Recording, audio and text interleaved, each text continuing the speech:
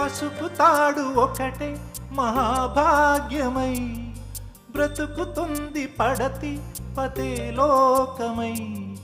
మగని మంచి కోసం పడే ఆర్తిలో సతిని మించగలరా మరే ఆప్తులు. ఏ పూజ చేసినా ఏ నోము నోచినా ఏ స్వార్థము లేని త్యాగం భార్యగా రూపమే పొందగా.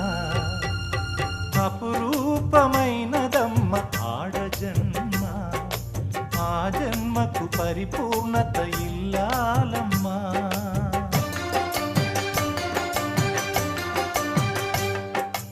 అపురూపమైనదమ్మ ఆడజన్మ, ఆ జన్మకు పరిపూర్ణత